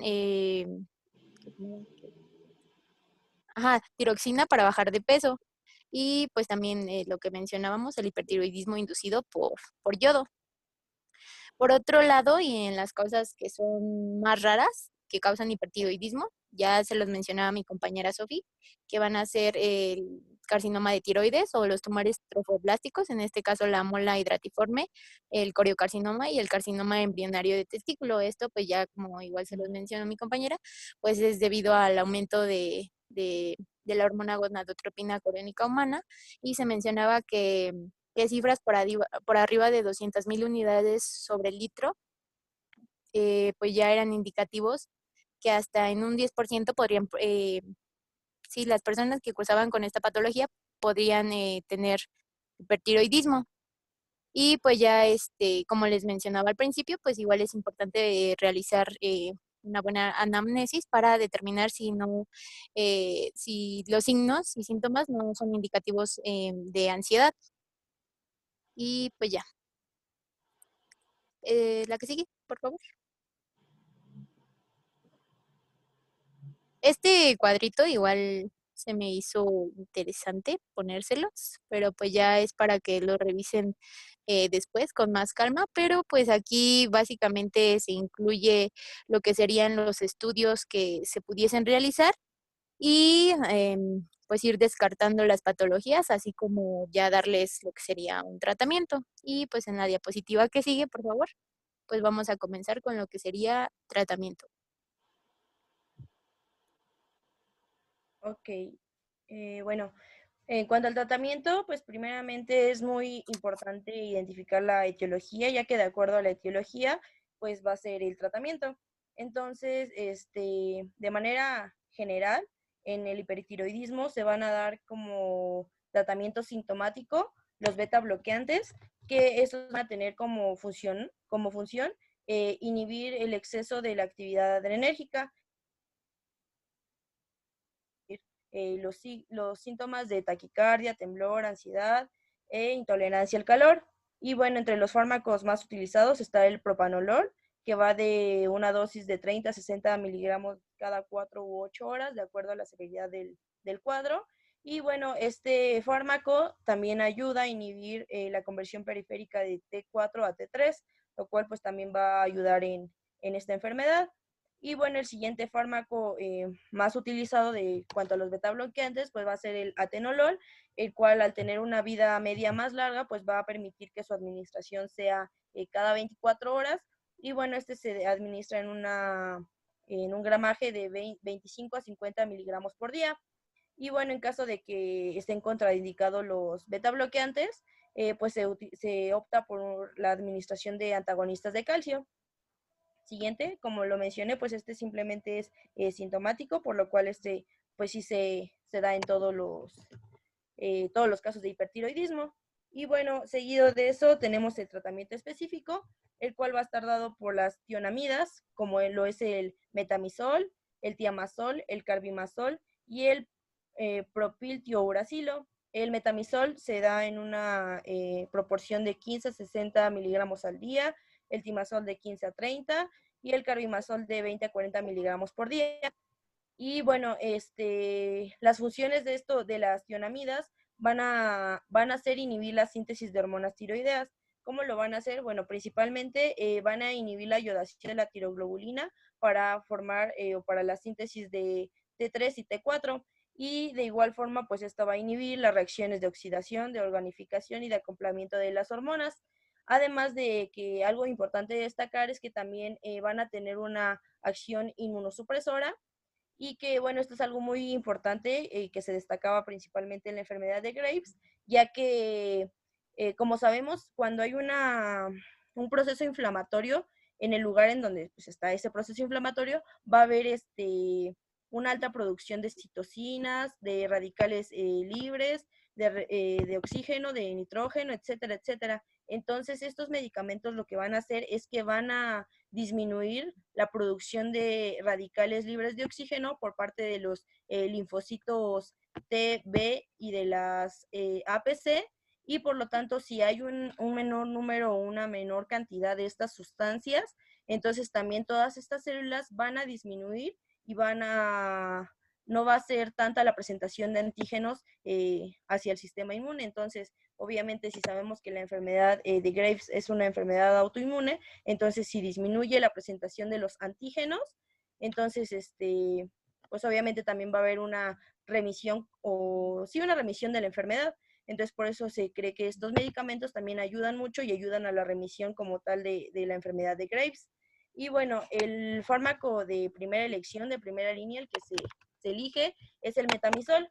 Y bueno, algo también aparte de todas sus características que les mencioné, es que este fármaco va a inducir la expresión del ligando Fas, que recordemos que los linfocitos T tienen el receptor Fas. Entonces, al momento de que el metamizol induce la expresión del ligando Fas en las células epiteliales tiroideas, y al unirse estos dos complejos, que es el receptor con el ligando, va a producir una apoptosis de los linfocitos T. Entonces, si no hay linfocitos T, pues también va a disminuir la infiltración linfocítica que está ocurriendo en esta enfermedad. Entonces, por eso es el tratamiento de primera elección. Y bueno, simplemente si hay algunas contraindicaciones. Por ejemplo, este fármaco no se debe elegir en casos, en el primer trimestre de embarazo, ya que se está asociado a malformaciones congénitas, como es la atresia de Coanas y el onfalocele. Y bueno, en caso de que el paciente presente efectos secundarios, que ahorita más adelante se los voy a mencionar, en caso de que pues los presente, pues no se va a optar por este medicamento. Y el propiltiouracilo, este fármaco también como propiedad extra, va a inhibir la conversión periférica de T3 a T4, perdón, de T4 a T3. Y bueno, este fármaco, entonces, por lo contrario, se va a optar por utilizarse cuando haya alergia al metimazol, y al timazol y al carbimazol, y en caso de que la paciente curse con enfermedad de Graves en el primer trimestre del embarazo. Entonces, este fármaco, el propiltiuracilo, se va a administrar durante el primer trimestre, y ya cuando pase al segundo trimestre, entonces inmediatamente se opta por cambiarle de nuevo al metamizol, ya que el propiltiuracilo tiene una gran, como efecto secundario, causa hepatopatía fulminante o necrosante. Entonces, por eso es muy importante que enseguida que pase al segundo trimestre se le cambie al metimazol. Siguiente, porfa.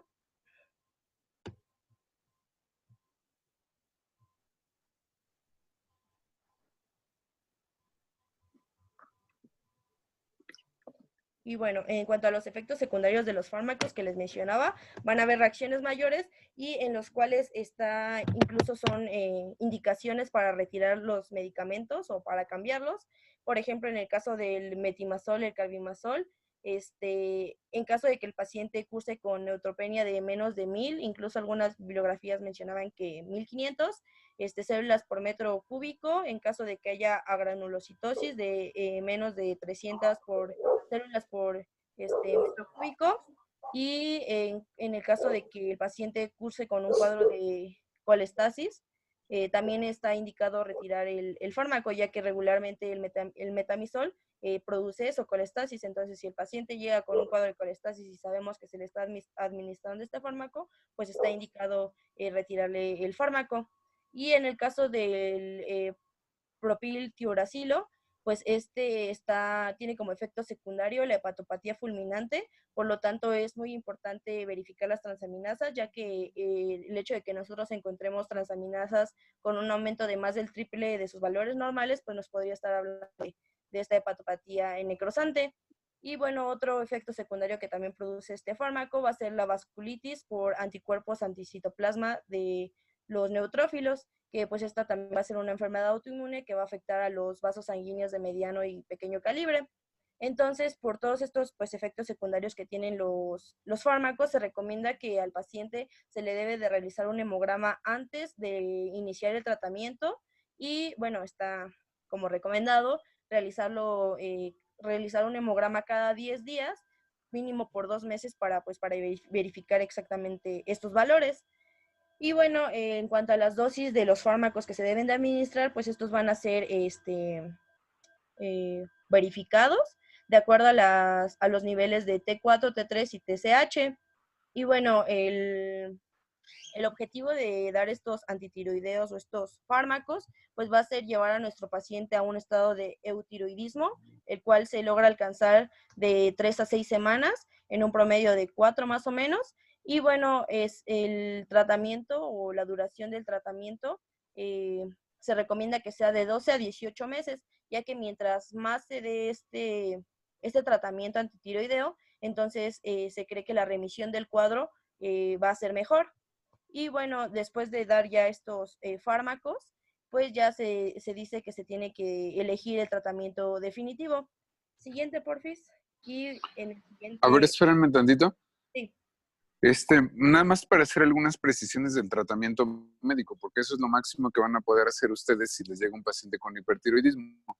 En relación a los bloqueadores beta, eso es lo que más rápidamente le va a controlar los síntomas al paciente, sobre todo cuando llegue con hipertiroidismo, con ansiedad, con taquicardia.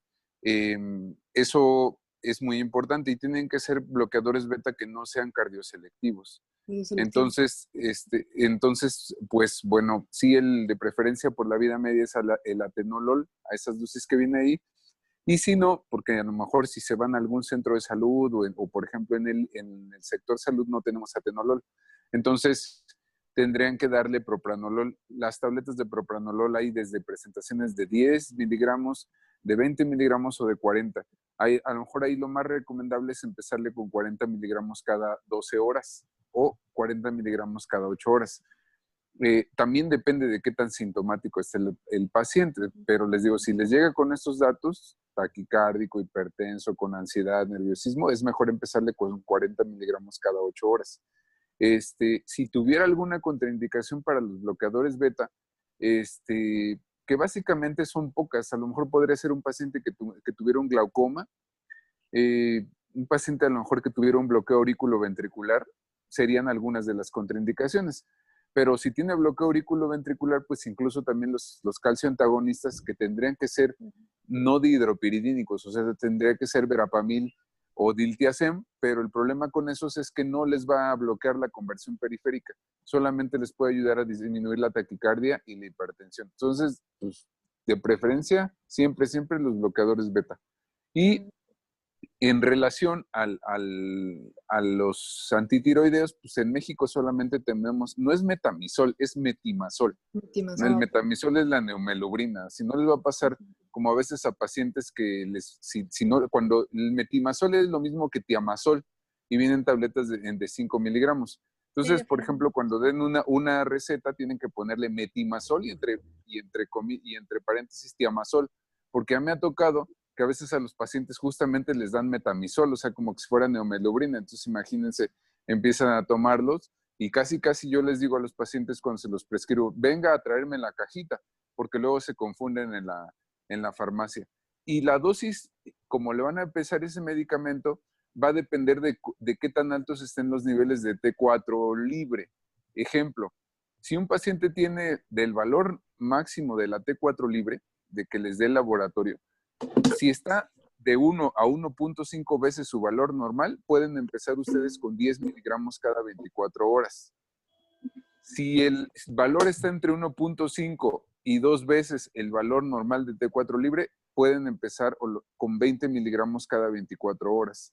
Pero si el valor de T4 libre es mayor a 2 veces, entonces ahí le van a empezar con 30 miligramos cada 24 horas. Las tabletas vienen de 5 miligramos. Y la dosis de preferencia se tiene que dar cada 8 horas. Ajá. Entonces, así es como regularían la dosis de inicio. Una vez que ya le empezaron el tratamiento al paciente, entre 4 y 6 semanas tienen que tomarle un nuevo perfil tiroideo. Si ustedes recuerdan, en el hipotiroidismo, como vamos a titular, la dosis va a ser con base a los niveles de TSH, pero en el hipertiroidismo es con base a los niveles de T4 libre. Entonces, si la T4 libre todavía está muy elevada, pues entonces, por ejemplo, si tenía una dosis de 20 miligramos, pues le subimos a 30. Si tenía una dosis de 10, le subimos a 20. Si tenía una dosis de 30, pues le subimos a 40. Es decir, subiríamos 10 miligramos de la dosis previa que tenía, pero es con base al nivel de T4 libre. La TSH va a seguir suprimida todavía, eso va a tardar meses en normalizarse, pero solamente para que tengan esas precauciones. Si un paciente cuando llega al control ya no tiene datos de ansiedad y esto podríamos disminuirle la dosis del bloqueador beta. Difícilmente se lo vamos a poder quitar, pero sí le podríamos disminuir la dosis. Entonces, de esa manera es como ustedes van a estar titulando las dosis de los antitiroideos, porque en México no hay propildiuracilo.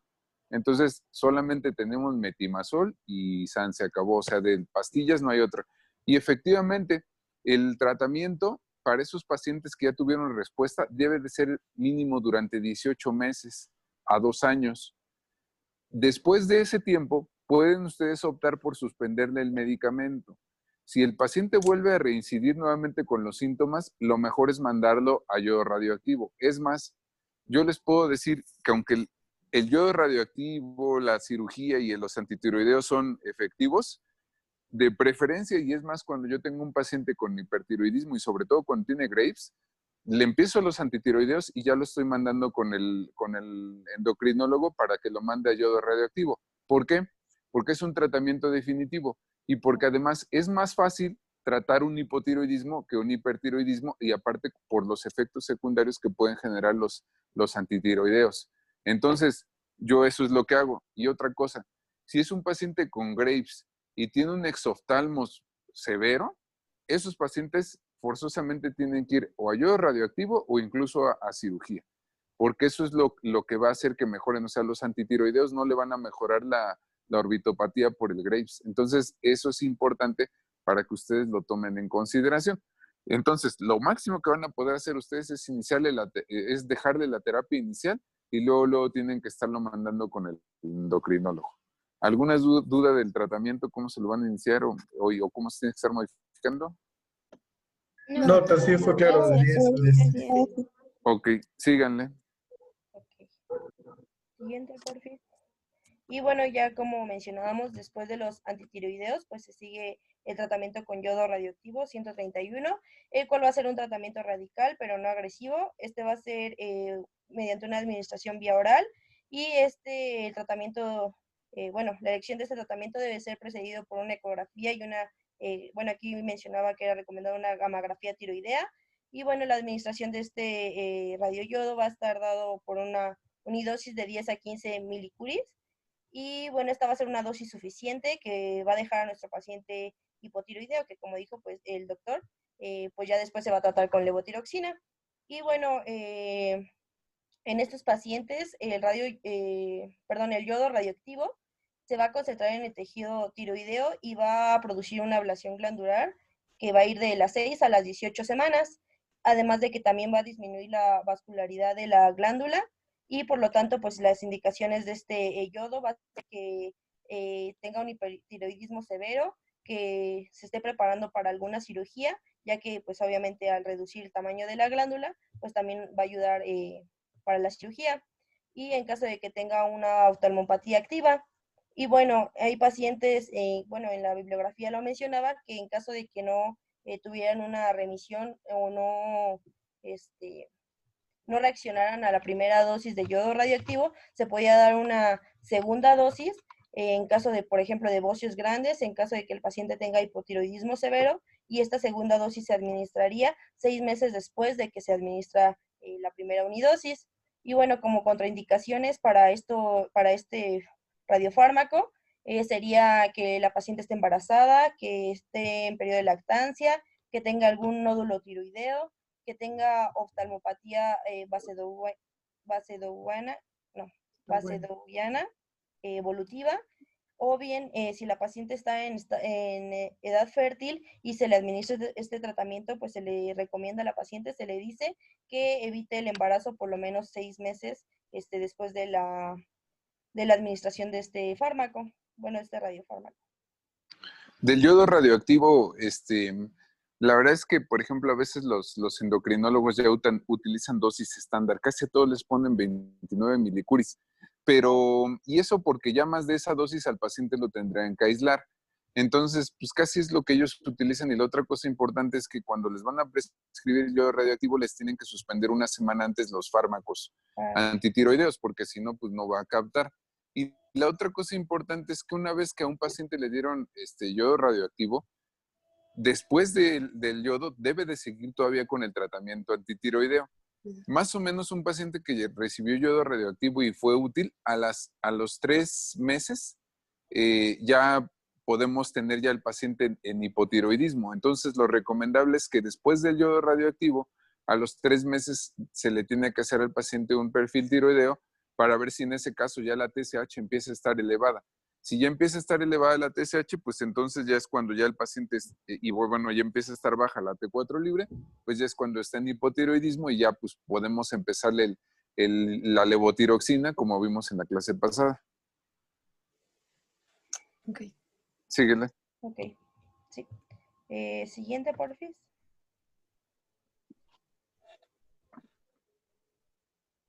Y bueno, ya por último está el tratamiento quirúrgico, en el cual es la tiroidectomía total, subtotal o la lobectomía. Y bueno, en esta, como ya les mencioné, se indica una preparación con fármacos antitiroideos para el paciente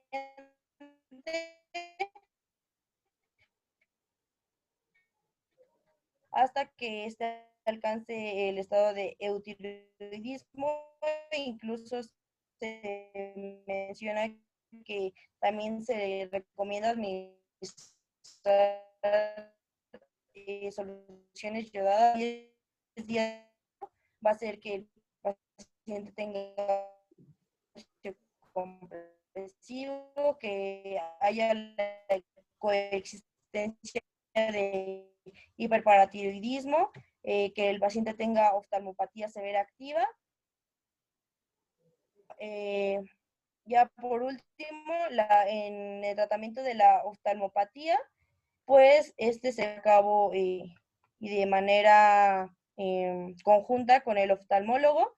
Sin embargo, de forma muy general, pues los tratamientos que se les suelen dar a los pacientes son corticoides, terapias inmunomoduladoras, radioterapia orbitaria y cirugía descompresiva. Y ya para la dermatopatía, pues también nada más se recomienda el uso de corticoides tópicos. Y bueno, La cirugía la van a considerar como de primera elección o se tienen que mandar a cirugía general o a cabeza y cuello. Generalmente eso lo va a hacer el endocrinólogo. Pero digamos que para que ustedes sepan cuáles van a ser las principales indicaciones de cirugía, en Graves es bien rarísimo, o sea, de preferencia el tratamiento de primera línea, ya definitivo. Pero en pacientes que tienen una orbitopatía severa, la cirugía les va mejor con eso, o en pacientes que se sospeche que tengan, aparte de eso, algún cáncer, o que el bocio que tenga el paciente le esté provocando síntomas compresivos a la vía aérea o a la vía digestiva. Ahí en esos casos, pues sí, el tratamiento sería quirúrgico. O sea, le empieza en tratamiento farmacológico y se manda para programación quirúrgica.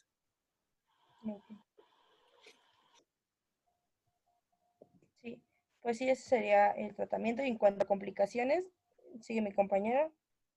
Ya aquí veríamos las consecuencias del exceso de las hormonas tiroideas y se pueden dividir en tres. En la forma indirecta, que van a ser principalmente accidentes cardiovasculares en caso de la fibrilación auricular.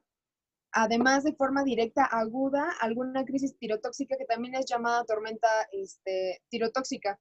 Y la forma directa crónica sería la fibrilación auricular y fracturas osteoporóticas.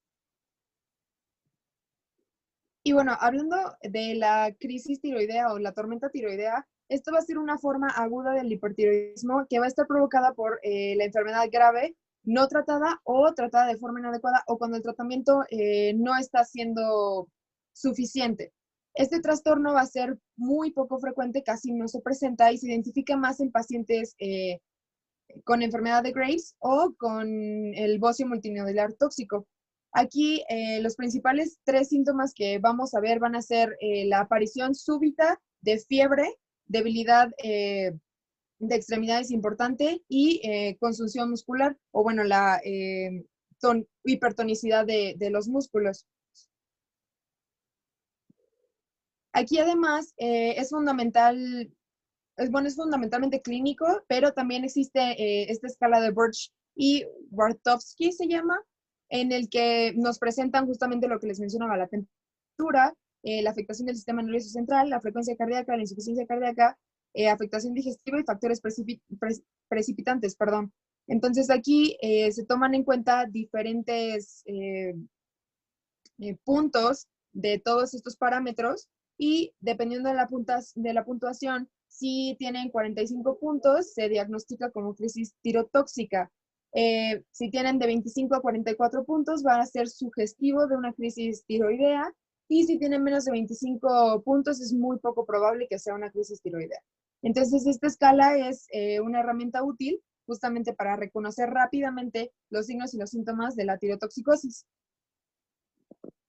Y en el tratamiento, durante toda la atención inicial solamente se va a hacer la determinación de las hormonas tiroideas, que eso también nos va a dar una idea de que es una crisis tiroidea, es decir, que es por el aumento de las hormonas tiroideas. También podemos obtener un electrocardiograma, por lo que ya nos había comentado igual Alondra, y por una de las complicaciones que también es la fibrilación auricular.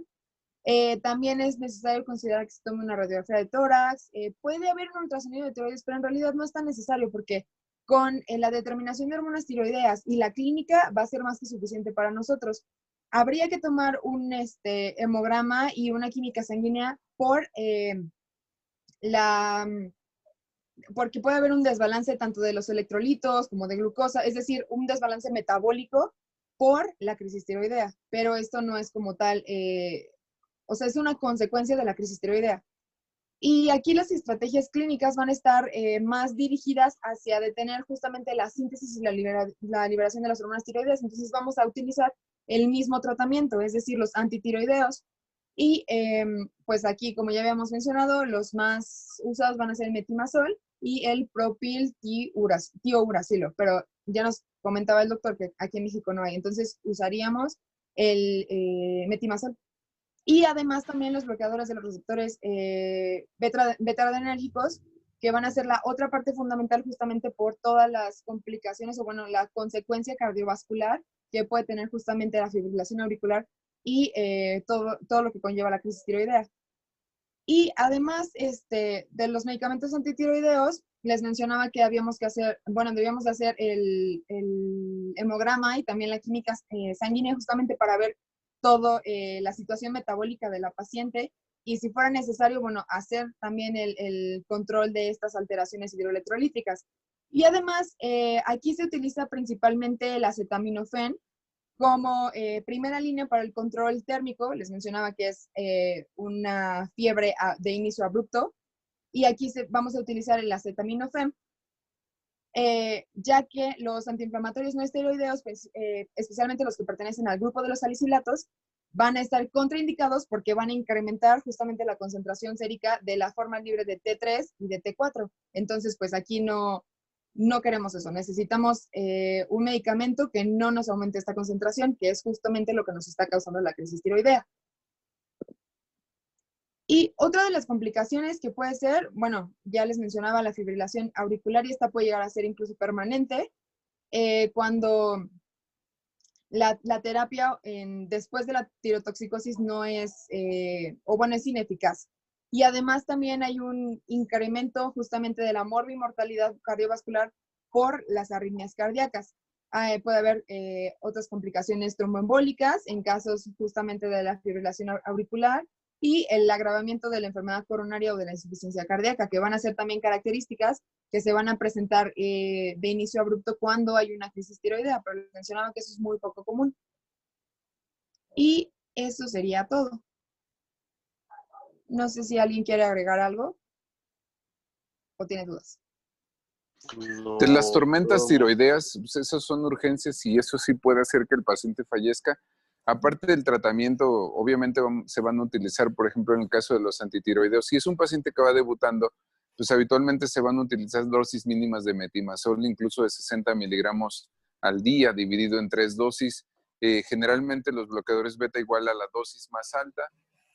Cuando se tiene la posibilidad de que se puedan utilizar de forma intravenosos, sobre todo en pacientes que hacen taquicardias supraventriculares o fibrilaciones auriculares de respuesta ventricular medias rápidas que ya les dan inestabilidad hemodinámica, ahí se puede utilizar esmolol o verapamil intravenoso.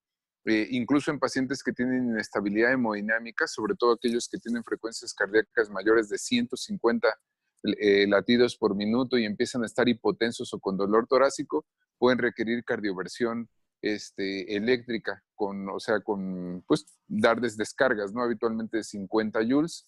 Y otro medicamento que se utiliza en tormentas tiroideas son los esteroides, porque pueden bloquear la conversión periférica de T4 a T3 y se les dejan habitualmente de hidrocortisona 100 miligramos cada 8 horas IV. Y bueno, digamos que eso es lo extra que se le da a las personas que tienen tormentas tiroideas.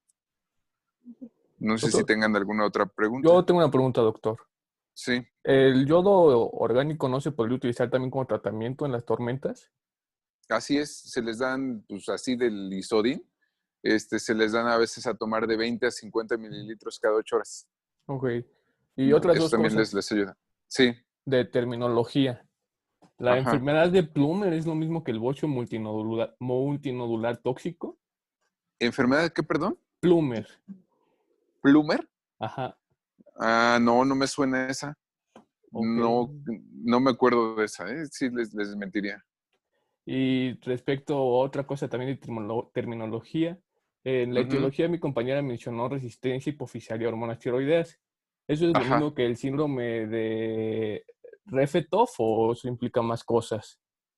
Lo que pasa es que es muy, o sea, es bien raro que, por ejemplo, que tengan ese problema a nivel hipofisiario.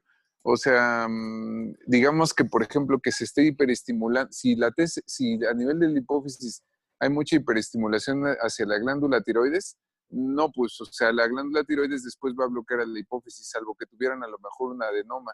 Pero no, es muy raro eso que comentó en estos casos. Ok, doctor, Y gracias.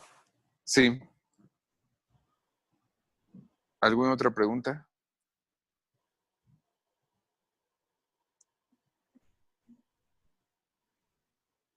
Respecto a lo que preguntaste, Yael, yo lo que leí es que eso es más común, bueno, la compresión de las estructuras vasculares es más común en los nódulos tiroideos como tal, o sea, no tanto, ¿cómo explicarlo? Es que son de mayor tamaño, por así decirlo. O sea, cuando ya son más grandes, es justo lo que vamos a ver en la otra clase, cuando son más grandes es cuando hay esa compresión.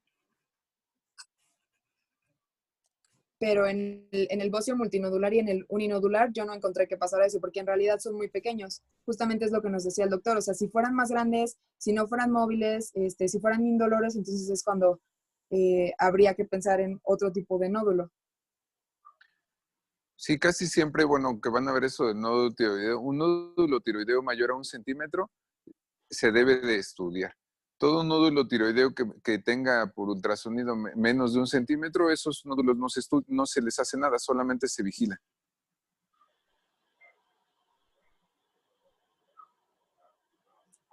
¿Alguna otra pregunta?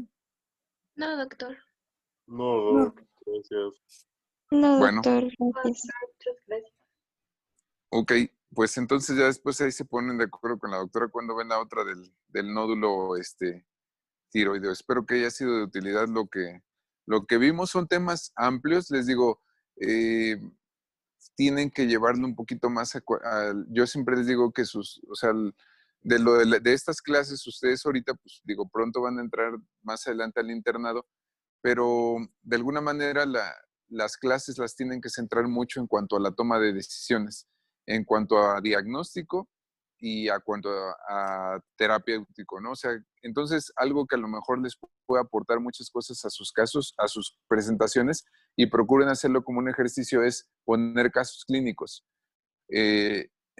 Ya puede ser un caso clínico al final, donde exploren justamente toda esta cuestión e integren la información que hicieron para que después tomen un diagnóstico. Hay varias formas. Puede ser un caso pues, que ustedes mismos inventen con características similares, presenten estudios de laboratorio, alguien los interprete, o pueden ser también en forma de preguntas, o sea, poner un caso clínico, poner unas 5 preguntas de opción múltiple, y esa es otra manera en cómo igual les queda más la información. Ok, doctor. Muchas Doctor, gracias. Gracias. Sí, doctor, Bueno, gracias. Muchas que gracias, estén, doctor. que estén bien. gracias, doctor, Gracias igualmente. igualmente. Doctor, gracias. Igualmente. Gracias, doctor. Bye. Hasta luego.